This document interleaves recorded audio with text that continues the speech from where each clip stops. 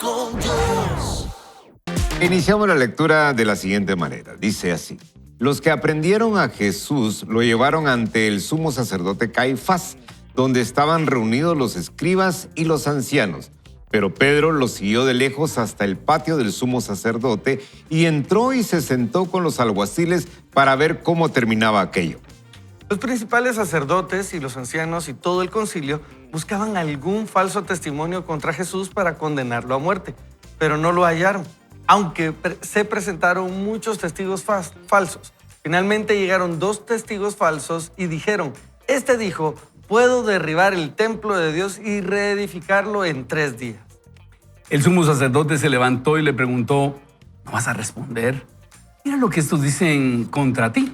Pero Jesús guardó silencio. Entonces el sumo sacerdote le dijo: te ordeno en el nombre de Dios viviente que nos digas si tú eres el Cristo, el Hijo de Dios. Jesús le respondió: tú lo has dicho.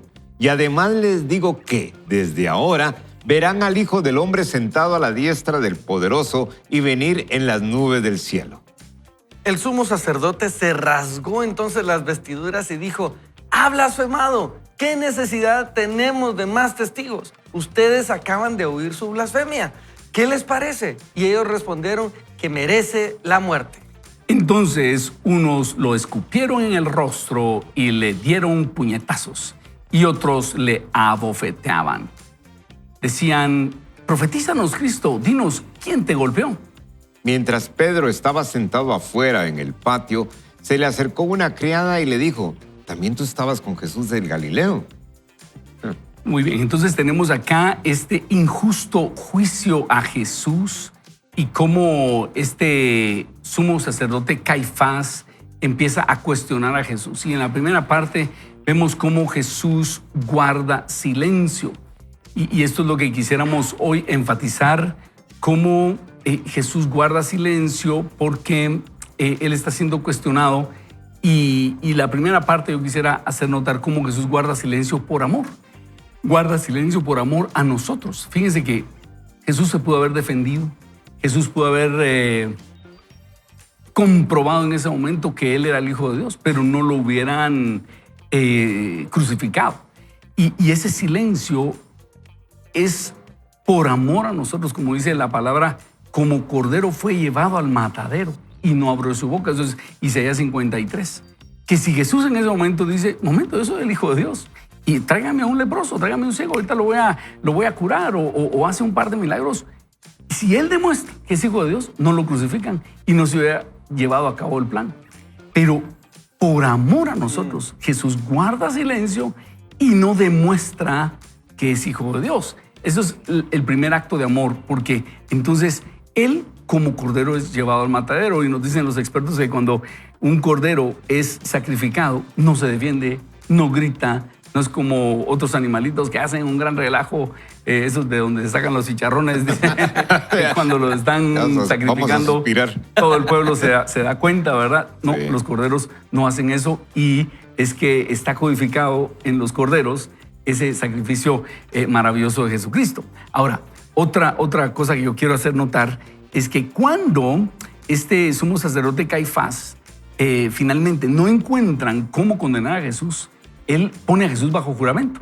Y es como que le dice: te conmino, o es decir, ahora me vas a decir, me vas a jurar que vas a decir si eres el Hijo de Dios. Y entonces la respuesta de Jesús es, le dice: te ordeno en el nombre del Dios viviente que nos digas si tú eres el Cristo. Y la respuesta de Jesús es: tú lo has dicho. Y además te digo que desde ahora verán al Hijo del Hombre sentado a la diestra del poderoso Dios venir en las nubes del cielo. Y lo que está haciendo referencia a Jesús es a la profecía que está en Daniel, capítulo 9, en donde el Hijo del Hombre, Dios mismo, iba a venir a juzgar a las naciones. Entonces, Caifás, de juzgador, está siendo puesto en silla de juicio. Porque entonces Jesús le dice: tú vas a ser juzgado por lo que vas a hacer en este momento, por no reconocerme como el Hijo de Dios, porque pruebas tienes para reconocerme como Hijo de Dios. Y de juzgador, Caifás pasa a ser juzgado, y todo ese Sanedrín de juzgadores pasan a ser juzgados por no reconocer a Jesús como el verdadero Dios. ¿Qué hace el sumo sacerdote? Niega todas las pruebas, niega todo lo que ellos han visto de Jesús, porque Jesús hizo suficientes señales, como lo muestra el Evangelio de Juan, para que todo el mundo lo reconociera como el enviado de Dios. Y entonces él, a pesar de todo eso, rasga sus vestidos y dice, ha blasfemado. Y entonces dice, es digno de muerte, escupe en su rostro y empieza esa condena injusta sin pruebas en contra de Jesús. Así que yo quisiera hacer notar cómo, así como Caifás, cada uno de nosotros tenemos frente a nosotros a Jesús, y todos tenemos la misma oportunidad de poder reconocer o rechazar a Jesús. Cada ser humano tiene esa oportunidad. Y atención, yo comentaba con Guillermo y con Ricky que Jesús de la misma manera no se va a poner a demostrar que Él es el Hijo de Dios. Yo le decía a ellos, es como que conociéramos a un personaje histórico. Imagínense que llegáramos a un lugar donde hay personajes históricos, como Leonardo da Vinci o ¿a quién admira usted en la historia? Súmase Albert Einstein. Usted lo reconoce con el pelón y todo, así como lo hemos visto. Y usted llega y le dice, mire, usted es Albert Einstein.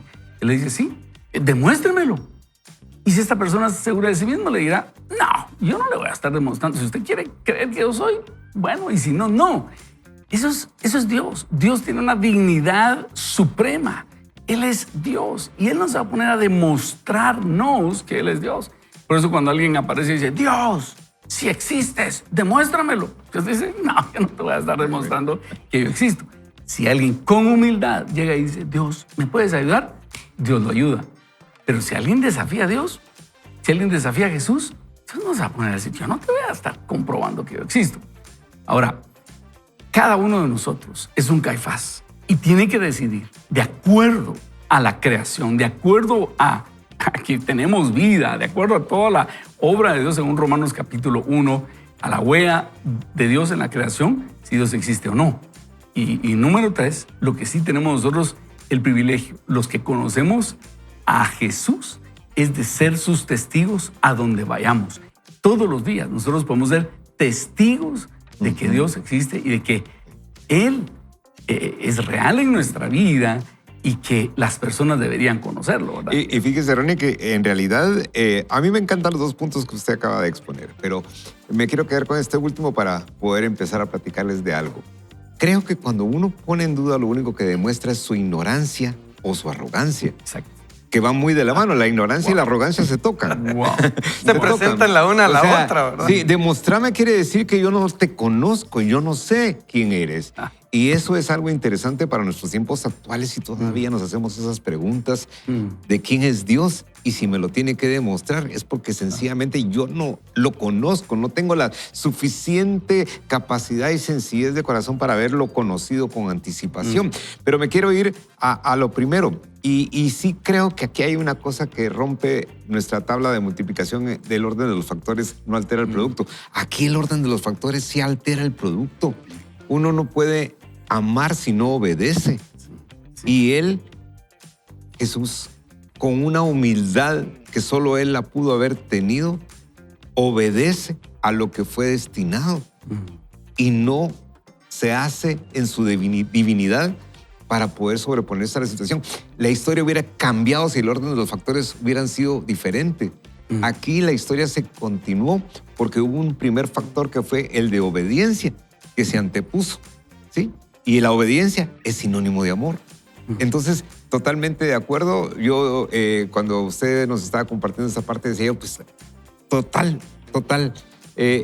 No puede haber un gesto de amor más grande que sabiendo que lo que va a pasar no me agrada, sigo siendo obediente. Y lo último, su divinidad es tan grande y es tan elegante que no se va a poner a demostrar. No se va a poner a demostrar quién es. Y eso es algo para eso estamos encargados nosotros, de hablar de él. Así es. Exactamente. Nosotros debemos ser sus testigos, ¿verdad? No, y saben, Ronnie, cuando nosotros nos ponemos a veces a hablar de esto, muchas veces nosotros como hermanos de Cristo, hijos de Dios, cristianos, como usted quiera denominarlo en este momento, a veces sí nos damos a la tarea de querer que Dios se le presente a las personas para que entonces crean. Dios, mira, haceles esto, porque si les haces esto, los convencemos. Claro. Pero Dios no viene a convencer. Muy bien. La postura de la palabra de Dios es revelarnos a Dios. Y cuando dice que tenemos convicción de pecados, no es nos convencimos de pecado, es admitimos nuestro delito como pecadores. Es decir, caigo en cuenta de yo he hecho algo malo. Yo no merezco la bondad de Dios. Y no podemos nosotros negociar a Dios. Mira, tal vez si les hacemos esto con esto, no es labor de venta. Amigos, nosotros no le queremos convencer, nosotros le queremos de hecho invitar a que usted reconozca todos los signos alrededor y que se una a nosotros que hemos también reconocido. No podemos ser buenos, no merecemos el trato bondadoso de Dios. Cuando en Juan 10 quería resaltar esto, que en este mismo episodio Juan lo está presentando, y cuando Jesús se le ofrece esto de, bueno, ¿y sos o no sos? Mostrame aquí. Jesús responde también categóricamente, a mí nadie me quita la vida. Yo la entrego, por eso me ama mi Padre, porque tengo poder para entregarla. Así tengo poder para tomarla. A mí nadie me está viendo la cara, pues no es pobrecito Jesucito, ¿verdad? Ustedes que a veces tendemos a presentarlo, pobrecito, mira, le quitaron. A él no lo mataron, ¿verdad? Es en el sentido estricto de, él vino, se entregó. Él no pudo salir corriendo. Ajá. De hecho, varios episodios en la vida de Jesús vemos cómo Jesús lo trataron de capturar y él pasó en medio de ellos. Claro. Cuando él, al inicio de su ministerio, cuando él en la sinagoga lee Isaías 61, creo que es, y entonces él lo lee y dice, hoy se ha cumplido esta escritura delante de vosotros, lo intentan asesinar.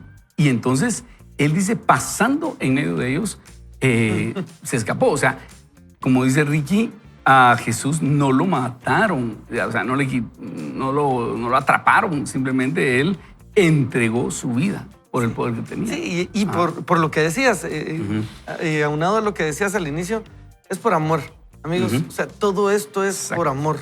No vino a condenarnos, no vino a señalarnos, no vino a convencernos tampoco. Vino a mostrarse. Y ante su muestra debemos entender que solo podemos acercarnos porque Él se acercó primero. Entonces, es esa dinámica de dignidad y amor combinadas, sí. ¿verdad? Y yo veo también, hay algo ahí que es interesante y es un riesgo, por lo menos desde mi perspectiva, es que nosotros obedezcamos a cambio de algo. Y no necesariamente esto es así porque se vuelve algo transaccional. Sí, y es una manipulación, ¿no? Exactamente, es una manipulación y no es lo correcto. Creo que la recompensa más grande que podemos tener es la vida eterna en Él. Y cuando miramos al infinito, lo que está aquí es una pantufla comparado a todo lo que viene. Entonces nos podemos quedar y podemos manipular de tal forma, como usted bien dice, en que si usted lo obedece, va a haber recompensa. O sea, de alguna manera, eso pudo haber sido una forma de educar a nuestros hijos en algún momento, de poder tener un beneficio a través de hacer algo, pero aquí va mucho más allá de lo material, aquí va mucho más allá del regalo que nosotros queremos esperar. Yo estoy consciente que muchas personas nos podemos acercar a una iglesia, a una congregación en busca de que nos resuelvan el problema, pero cuando conocemos verdaderamente y queremos utilizar a Dios y a Jesús como un medio para resolver nuestros problemas, pero cuando lo conocemos efectivamente quién es, su amor y lo que Él hizo por nosotros, Él se convierte en el objetivo. Y todas las demás cosas vienen por añadidura. Y si no vienen, ya no nos importa. Así es. Y si ya no vienen, no nos importa, porque hemos logrado entender cuál es la recompensa más grande para nuestra vida. Exactamente. Entonces, aquella petición de Dios, si me sanas, si sanas a mi hermano, a mi mamá, si me provees, si me pagas, entonces yo te sirvo, entonces me consagro. Eso no cabe con Dios, eso no cabe. Eso es intentar manipular a Dios. ¿Y sabe cuál va a ser la respuesta? A mí no me vas a manipular. Claro. A Dios no se deja manipular. La correcta aproximación con Dios es, Dios, yo me entrego a ti y quiero tu perfecta voluntad. Dentro de eso, con humildad, le preguntamos y le decimos, ¿podrías ayudarme con esto? Señor, por misericordia, ¿podrías sanar a mi hermano, a mi mamá? ¿Podrías Con humildad, ayudarme? ¿verdad, Ronnie? Con humildad. Con humildad. Y si leemos los evangelios, nos vamos a dar cuenta que cada vez que una persona se acercó con humildad delante del Señor, lo ayudó. Cuando lo desafiaron, ni atención les ponía. Así como acá. Bueno, en este caso, cuando él lo pone bajo juramento, la respuesta es, tú lo has dicho, y desde ahora en adelante veréis el Hijo del Hombre, y le anuncia, va a venir a juzgar, y vas a ser juzgado por lo que estás a punto de hacer, ¿verdad? Porque le dice, tú lo has dicho, vas a ser juzgado por no creer que yo soy. Y entonces el otro se determina a decir blasfemia, y dice, no te creo que eres el Hijo de Dios, y Jesús le está anunciando, pues por eso vas a ser juzgado. Ahora, cada uno de nosotros, amigos, somos un Caifás que va a tener que determinar si cree o no en Jesucristo y va a tener que vivir con las consecuencias de eso. Mi pregunta para cada uno de nosotros es, ¿has creído? ¿Has creído que Jesús es el Hijo de Dios? Evidencias hay suficientes. Caifás ya había oído que Jesús le dio de comer a una multitud en el desierto, 5,000 hombres más mujeres y niños. Ellos ya sabían que él hablaba como nadie, que él sanaba enfermos, que liberaba demonios, gente de influencia de demonios. Y ellos decían, lo hace por el poder de Belcebú, el príncipe de los demonios. Ellos sabían la autoridad que tenía, ellos sabían las enseñanzas, él los había acusado y les había desmantelado su hipocresía. Ellos sabían que era el Hijo de Dios, pero no lo quisieron reconocer. Y nosotros podemos igualmente saber la autoridad que tiene Jesús. El asunto es, vamos a reconocer nuestra maldad, vamos a reconocer nuestra necesidad de Jesús, o vamos a hacer como que capaz de decir, sí, pero de todos modos no quiero creer, o vamos a ser humildes y decir, yo necesito que Jesús, que su sacrificio en la cruz alcance para mí. Cuando tenemos ese acto de humildad, entonces su sacrificio alcanza para nosotros y somos beneficiados con lo que se llama el Evangelio. El Evangelio son las buenas noticias para nosotros. Y eso es lo que quisiéramos nosotros, que todos seamos beneficiados con el Evangelio, es decir, con las buenas noticias. Así que, si usted quisiera hoy ser beneficiado con eso, ¿qué tal si reconoce que Jesús es el Hijo de Dios, que Dios lo levantó de los muertos, y usted va a ser beneficiado con el mensaje del Evangelio? Si usted quisiera hacerlo, repita conmigo esta oración ahí donde está, con sinceridad, y diga, Señor Jesús, yo no quiero ser como Caifás. Yo quiero tener un corazón humilde y reconocer que eres el Hijo de Dios, que Dios te levantó de los muertos y por eso soy salvo. Reconozco mis maldades, reconozco mis errores y te pido que la sangre pura que derramaste en la cruz del Calvario alcance para borrar mis pecados, para borrar mis maldades. Y que me presentes delante de Dios Padre como perdonado, para ser adoptado como hijo de Dios. Yo quiero ser tu hijo y quiero también ser tu testigo y contarle a otras personas que tú eres el Hijo de Dios. Te recibo, Jesús, como mi único y suficiente Salvador. Te entrego toda mi vida. Te entrego todo lo que soy en búsqueda de la verdadera vida que eres tú. En tu nombre, Jesús. Amén. Amén. Vamos a hacer una breve pausa y no se desprenda porque hoy tenemos muchas buenas ideas, mucho crecimiento personal. Esto es Vaya con Dios. Regresamos en breve. Elige el perdón, suelta el resentimiento y experimenta el amor de Jesús que transforma. Perdón sin condición. E iniciamos este segmento diciendo lo siguiente: por amor a Dios. La prueba de nuestro amor por Él requiere más que solo palabras. Eso me lo estuviera diciendo mi esposa aquí. Jesús dice que si lo amamos, obedeceremos. Él no dijo que si lo obedecíamos, Él nos amaría. Él dijo que Él nos amó y murió por nosotros cuando aún éramos pecadores. Sin embargo, nuestro amor por Él producirá obediencia. Podemos amar a quienes nos aman, lo cual requiere poco esfuerzo o disciplina. Pero amar a quienes son muy difíciles de amar y que probablemente no somos correspondidos es algo completamente aparte. Este pasaje de la Biblia lo dice todo. Oiga esto. Si solo amamos a quienes, si solo aman a quienes los aman a ustedes, ¿qué mérito tienen? Dijo Jesús. Hasta los pecadores aman a quienes los aman a ellos. Y si solo hacen bien a los que son buenos con ustedes, ¿qué mérito tienen? Hasta los pecadores hacen eso. Y si prestan dinero, continúa el autor, solamente a quienes pueden devolverlo, ¿qué mérito tienen? Hasta los pecadores prestan a otros pecadores a cambio de un reembolso completo. Amen a sus enemigos, háganles bien, presten sin esperar nada a cambio. Entonces su recompensa del cielo será grande y se estará comportando verdaderamente como hijos del Altísimo, pues Él es bondadoso con los que son desagradecidos y perversos.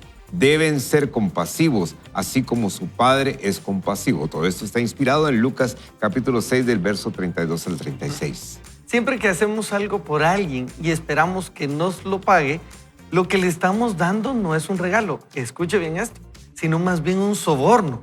Un regalo, dinero o un favor que se da para obtener algo de la otra persona. Si usted le hace un bien a una persona y usted le hace un bien a usted, le hace bien a usted, está bien, a menos que usted lo haya hecho con el propósito de que se lo devolviera.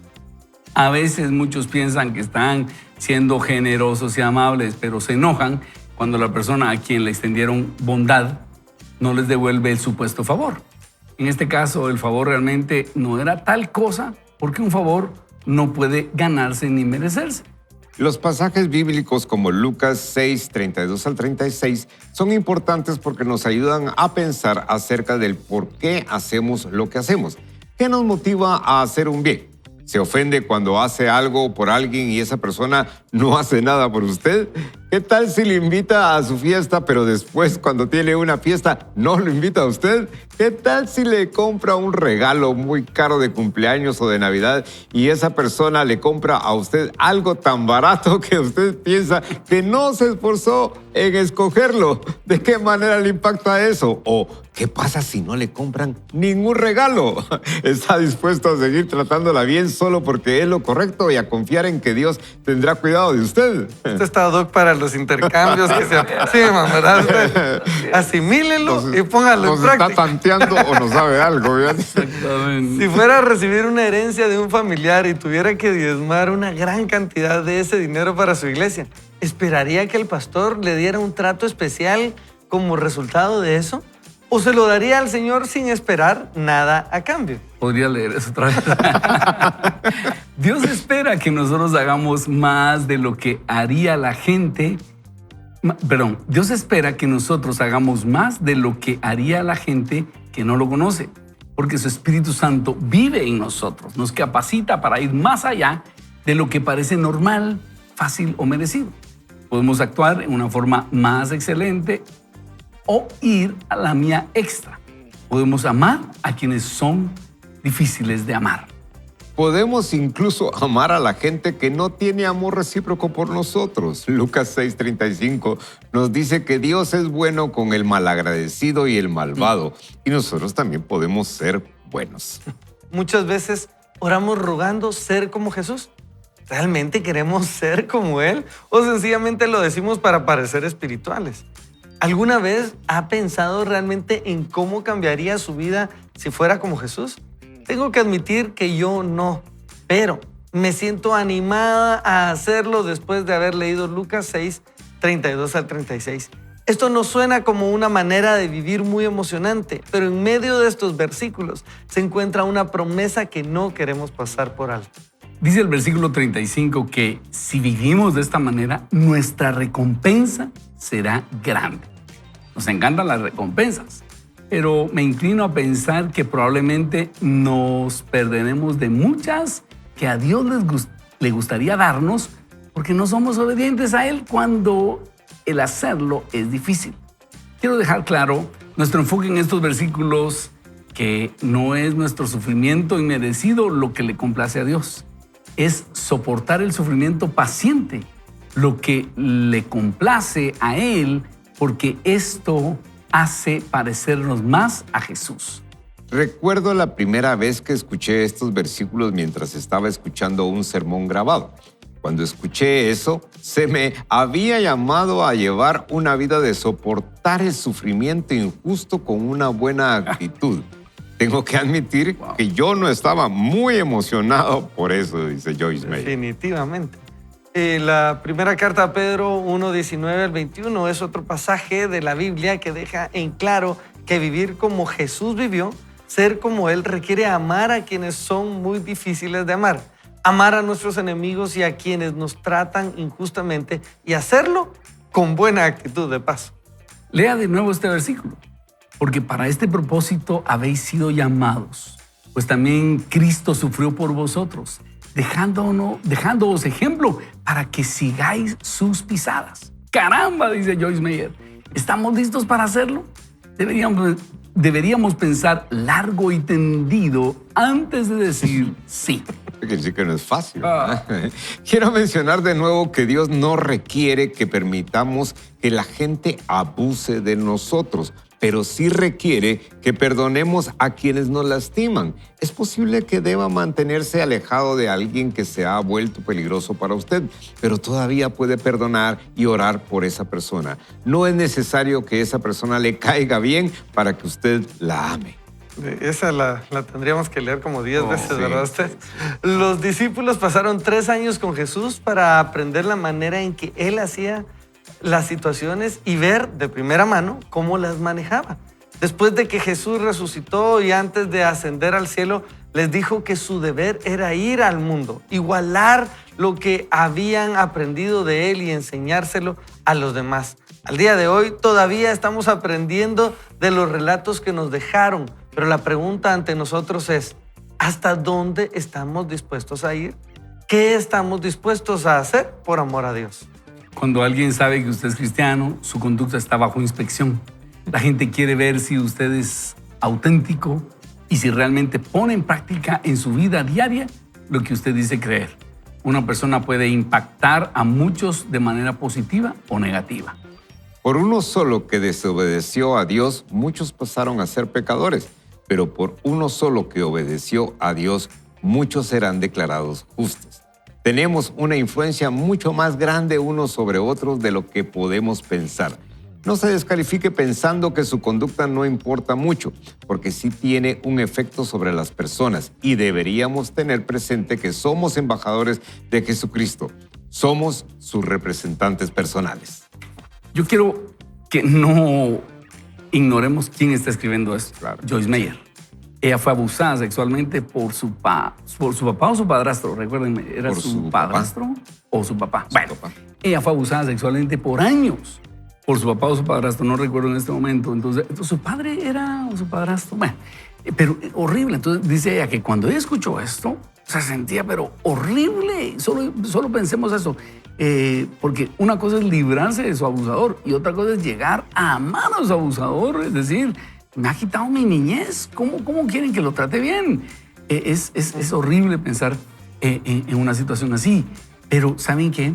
Cuando uno se da cuenta que el perdón es en favor de uno, amar a las personas es en favor de uno para no darle lugar al diablo. Porque cuando uno odia, le da lugar al diablo, entonces ahí es cuando el perdón hace sentido. Es cuando amar a otros hace sentido, porque modelamos a Jesús en nuestras vidas. Es ahí cuando entonces mostramos que somos discípulos de Jesús.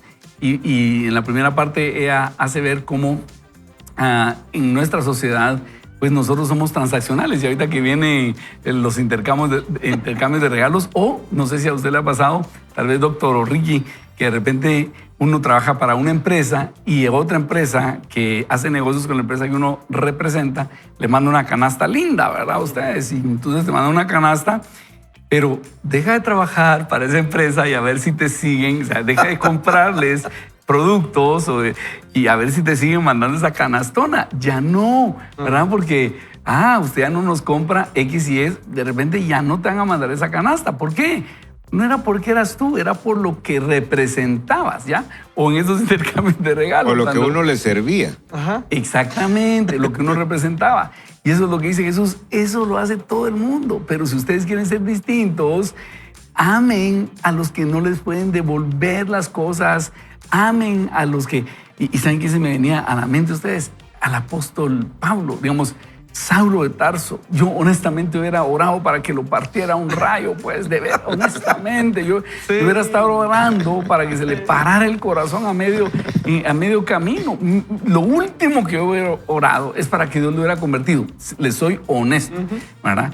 Yo he tenido gente, digamos, ahorita para las elecciones pasadas, hubo unas personas que agarraron de tarea hacer unos videos en contra mía.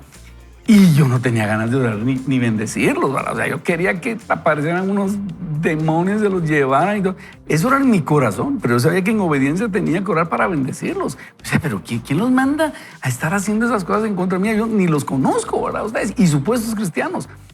Con todo mi corazón yo quería realmente... y oigan esto. Recientemente me topé con un amigo que empezó a contarme...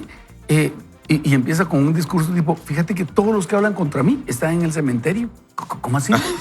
Fíjate que... y eso se lo aprendió un pastor, me dijo, que fíjate que fulano de tal, y pum, está en el cementerio. Le dije, espérate, ¿qué diferencia hay entre eso y la brujería? Le dije, eso no es cristiano, le dije, eso no es cristiano.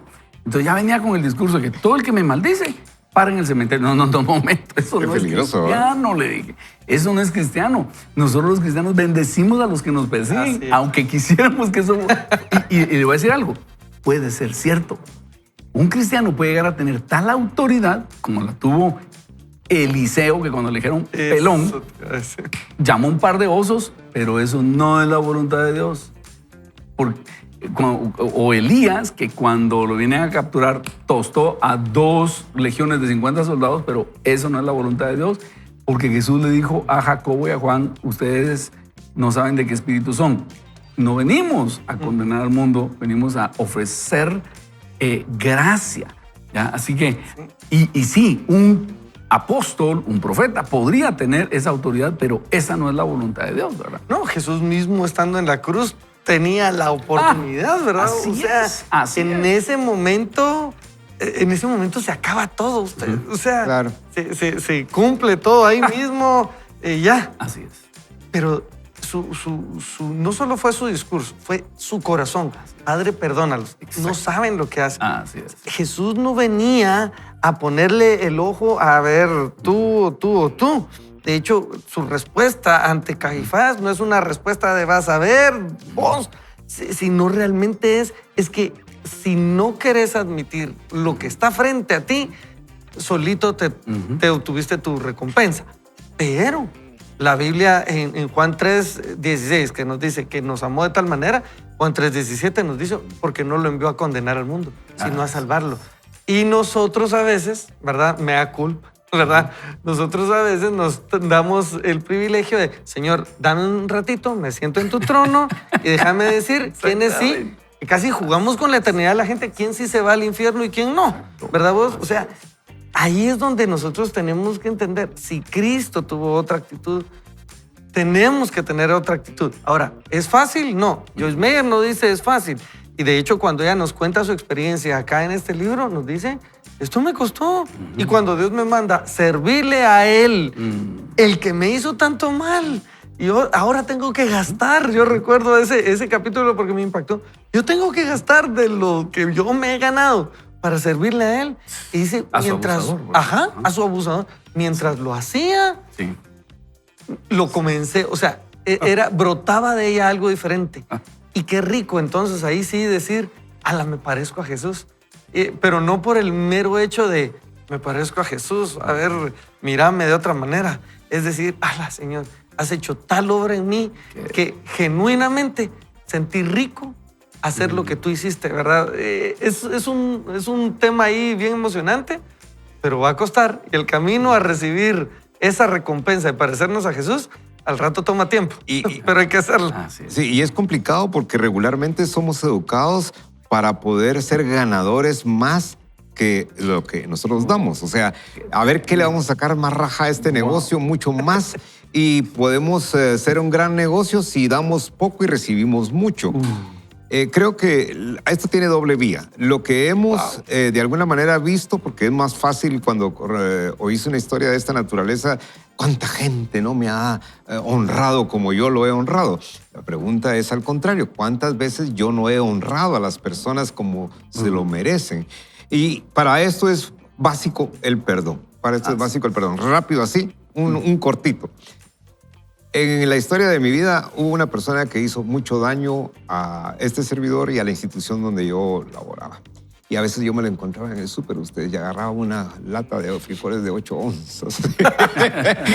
Ya la habías medido. Strike one, dije aquel. A ver, póngame la mascota del catcher, ¿verdad? Y estando un día en un lugar fuera de Guatemala, tengo un sueño, ustedes, en donde Dios, en pocas palabras, me dice, tenés que pedirle perdón. Yo me levanté y me desperté enojado. Y le dije a Maruta, mi esposa, le digo, nena, no puede ser, no puede ser. Para no hacerle larga la historia, en mi corazón perdoné a esa persona. Y entendí muchos factores. Como a los 15 días me lo vuelvo a encontrar en el súper. Pero dije, aquí tengo que hacer algo. Sí. Y tomé la iniciativa y lo fui a saludar. Mire, la persona cambiaba de colores, pero yo era libre. Yo era libre. Entonces creo yo que es algo muy importante, queridos amigos, el entender que todo este proceso inicia con un perdón, con entender también que yo he estado del otro lado de la moneda. No necesariamente yo soy el agredido, el que no me da a nadie, sino que muchas veces yo he tenido que, he podido dar y no he dado. Y ahora el reto es primero dar el perdón para amar a las personas que son difíciles. Wow. ¿Qué tal si oramos y le pedimos al Señor que nos dé esa fuerza? Señor, hoy te pedimos que nos des la fuerza para amar a aquel que nosotros consideramos que no se lo merece. Aquella persona que consideramos no se lo merece, pero solo tú nos puedes dar esa fuerza. Nos ponemos en tus manos, en tu nombre, Jesús. Amén. Amén. Así que vamos a hacer una breve pausa, pero no se desprenda. Regresamos en breve. Esto es Vaya con Dios. Vaya con Dios. Y comenzamos con la lectura en donde nos dice Meyer que más amor es igual a más obediencia. Yo creo que mientras más amamos a Dios, más obedientes seremos. Sé que en la medida en que he crecido en mi conocimiento de Dios y en mi amor por Él, también he crecido en mi obediencia a sus mandamientos. ¿Qué significa obedecer a Dios?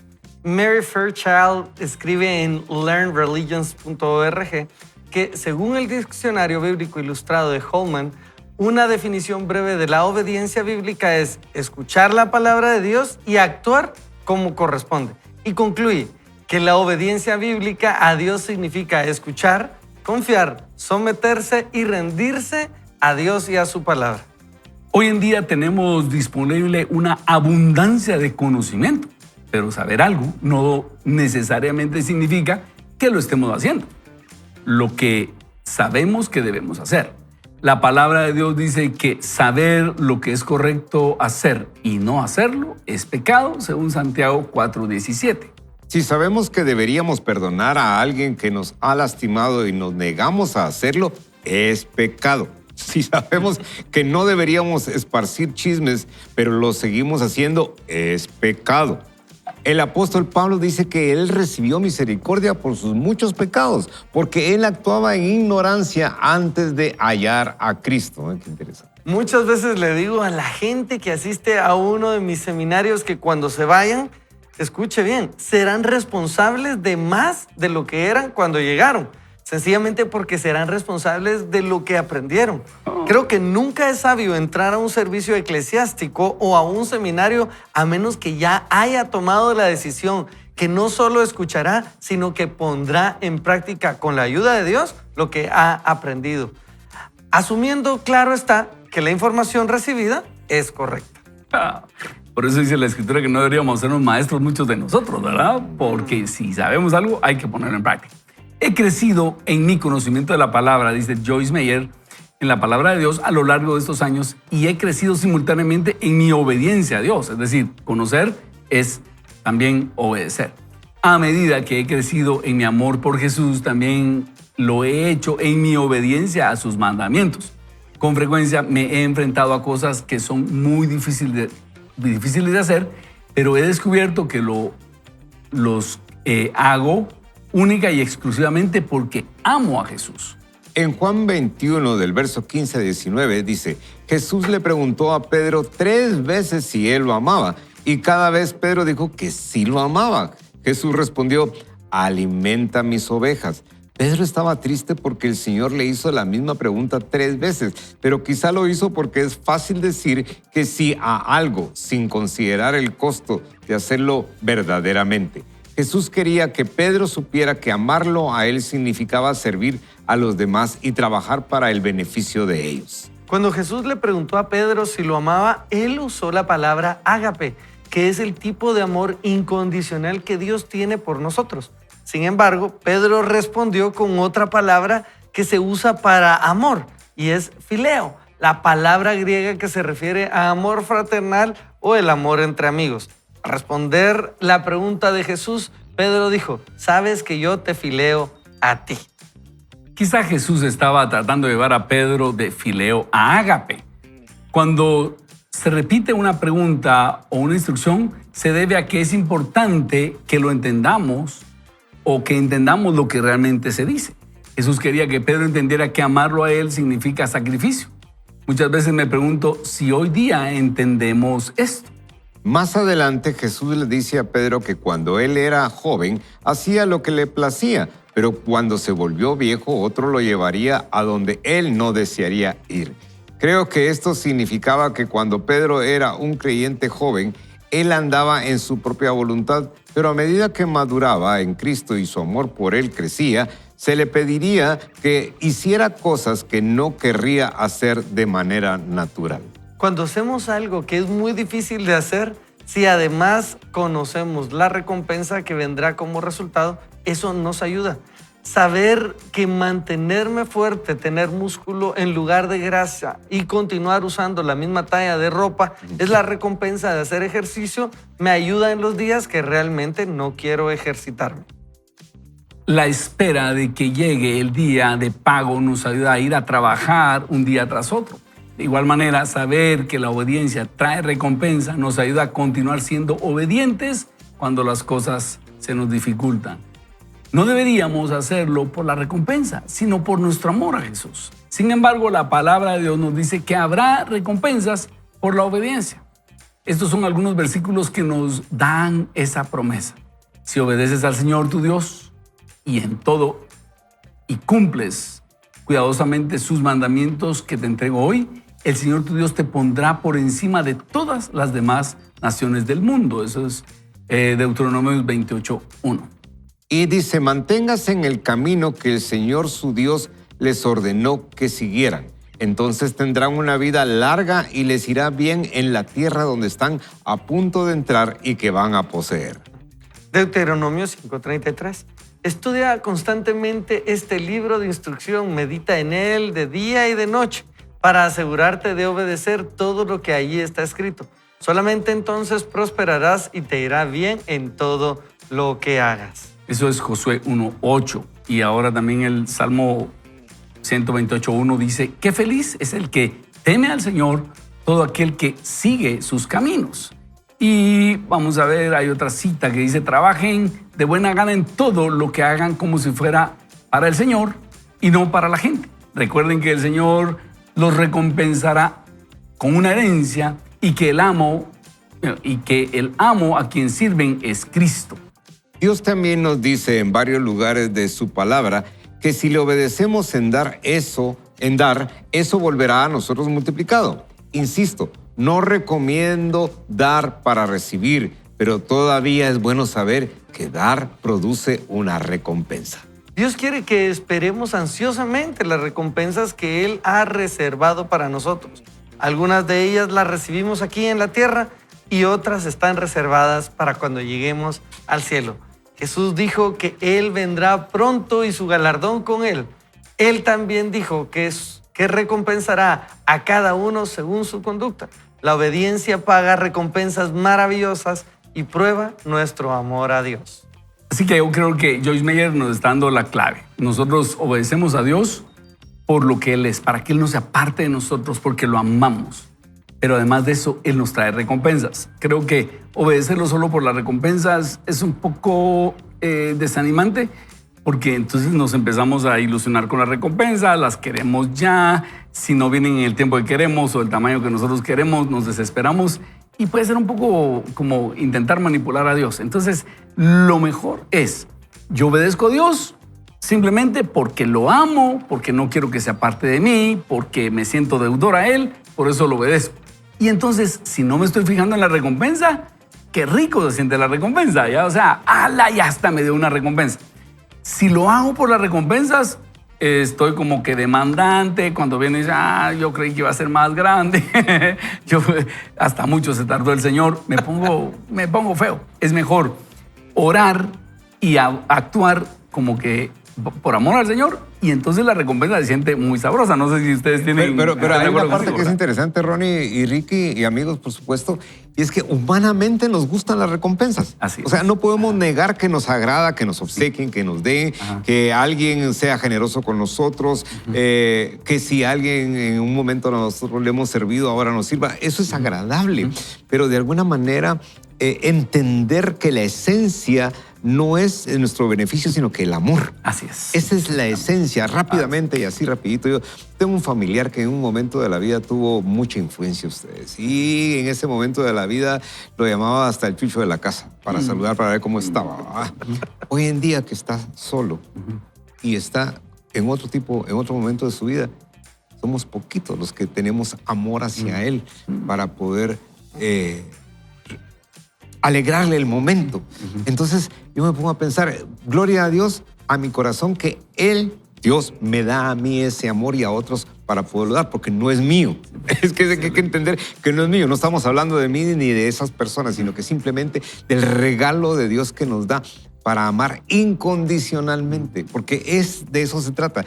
Jesús, cuando fue sacrificado en la cruz, obedeció, y Él sabía que podía cambiar la historia con una sola instrucción. Como hemos dicho, legión de ángeles, vengan y acaben con todos estos. Pero no, Él fue obediente, ¿verdad? Y se sometió a ese sacrificio de cruz. La pregunta del millón es, ¿nosotros esperamos algo a cambio? ¿Esperamos algo a cambio o seguimos viviendo por amor hacia Él? Son de las preguntas que tenemos que hacer. Excelente. Y cuando nosotros pensamos que recibir, ¿verdad? Lo que nos vayan a dar es por obligación, lo que recibamos nunca va a ser suficiente. ¿Verdad? No sé si les pasa. O sea, nunca, como bien decía Ronnie, nunca es suficiente. Pero cuando te das cuenta que es cuestión de gracia, entonces lo que recibís siempre es exuberante. Te quedas asombrado, hasta regresa eso. Entonces, creo que ese ejercicio lo podemos y debemos mantener con Dios. Ahora entiendo a Meyer también, que lo que nos está diciendo es, hay tantos beneficios que le debería de ser hasta lógico perdonar, ¿verdad? Hay tantas cosas buenas de perdonar que lo que nos está recomendando es hágalo. Pero lo que Dios nos está diciendo es imítenme. Y eso es lo poderoso en Cristo. Así es. Guillermo, ¿qué tal si nos dirige usted en palabras de oración para que el Señor nos dé la fuerza de amar a otras personas y hacerlo por amor al Señor, y que la recompensa nos sorprenda, por favor? Gracias, Ronnie, por ese privilegio. Oremos, queridos amigos. Padre, gracias, Señor, porque hoy nos hablaste y hablaste directamente a nuestro corazón. Nos dijiste que hoy estamos acá con un solo propósito, es de obedecerte, de amarte a través de nuestra obediencia.